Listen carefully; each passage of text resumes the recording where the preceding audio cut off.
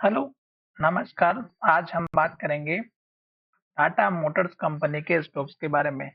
कल भी हमने इस स्टॉक्स के ऊपर वीडियो बनाया था और आपसे इस स्टॉक्स के बारे में डिस्कस किया था और एक हमने इम्पोर्टेंट सपोर्ट लेवल बना करके बताया था जो इस कैंडल के हाई के आसपास का था। और यहीं पे स्टॉक्स ने पहले भी सपोर्ट लिया था और फिर से जब स्टॉक्स इन्वर्टेड हैमर कैंडल बना करके नीचे की तरफ आ रहा था रेड कैंडल बनाते हुए, तो हमने इस स्टॉक्स के सपोर्ट लेवल की बात की थी। और अगर हमने ये बात और ये भी बताई थी कि अगर स्टॉक्स इसी तरह से एक के बाद एक रेड कैंडल और लो बनाते हुए नीचे की तरफ जाता है तो दूसरा सपोर्ट वाला लेवल इस कैंडल के लो के आसपास का रहेगा जो 1047 से लेके 1048 रुपए के आसपास के एक पॉइंट की रेंज थी। और स्टोक्स ने क्या किया, यहाँ से स्टोक्स ने बहुत ही बढ़िया फिर से सपोर्ट लिया क्योंकि स्टोक्स हमारा लॉन्ग टाइम में अप ट्रेंड में चल रहा है। क्यों? क्योंकि स्टोक्स ने यहाँ पे लो बनाया, फिर ऊपर लो बनाया, फिर ऊपर लो बनाया, फिर ऊपर लो बनाया, फिर ऊपर लो बनाया और फिर यहाँ पे ऊपर लो बनाया। तो इस लो को अभी तक ये स्टॉक मेंटेन करके चल रहा था और स्टॉक ने फिर से इसी कैंडल के लो का सपोर्ट लिया और स्टॉक्स ऊपर जाते हुए दिखाई दिया है। और स्टॉक्स में पहला जो टारगेट हमारा था इस कैंडल के हाई का वो हिट हुआ, दूसरा टारगेट इस कैंडल के हाई का भी था और तीसरा टारगेट हमारा इस कैंडल के हाई का था। पर स्टॉक्स ने क्या किया, उससे पहले स्टॉक्स में गिरावट आई। क्यों? क्योंकि स्टॉक्स ने यहाँ पे ये जो डोजी या इन्वर्टेड हैमर कैंडल बनाई थी इस कैंडल के हाई को हिट करते हुए और इस कैंडल के लो को हिट करते हुए फिर से गिरावट दिखाई है।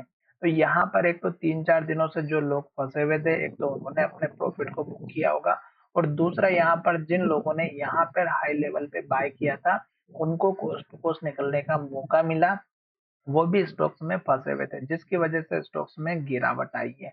तो अब यहाँ पर ब्रेकआउट तो मिल चुका है, स्टॉक्स ने यहाँ पे कंफर्मेशन भी दिया, इस कैंडल के हाई के ऊपर ये क्लोज होते हुए दिखाई दिया है।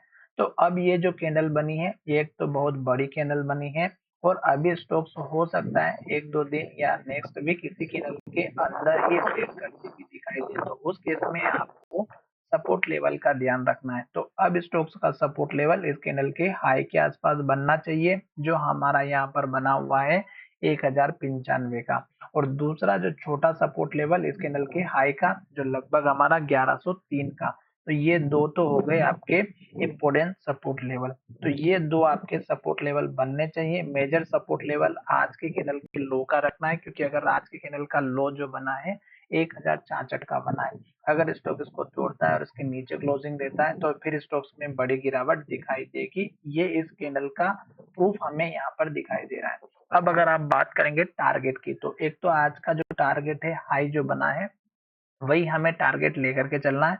क्यों? क्योंकि यहाँ पर स्टॉक्स ने ऑलरेडी पहले भी ये हाई बनाया हुआ था, देख सकते हैं इस कैंडल का हाई जो लगभग हमारा 1140 रुपए के आसपास है और आज का हाई भी अगर आप देखेंगे तो 1141 का है।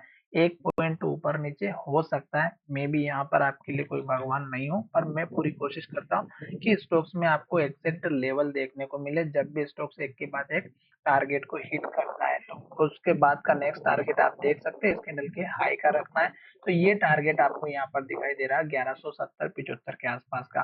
तो ये उसके बाद का टारगेट रखना है। तो मैंने आपको सपोर्ट स्टॉप लॉस लेवल सब कुछ बता दिए। अब मैं आपको ये चीज बताने वाला हूँ कि जब स्टॉक्स एक के बाद एक इस तरह की रेड कैंडल बनाता है तो हमें स्टॉक्स में वेट करना है और जब स्टॉक्स इस तरह की एक के बाद एक हाई और ग्रीन कैंडल बनाते हुए जाता है और हाई के पास क्लोज होता है तो हमें स्टॉक्स में बने रहना है।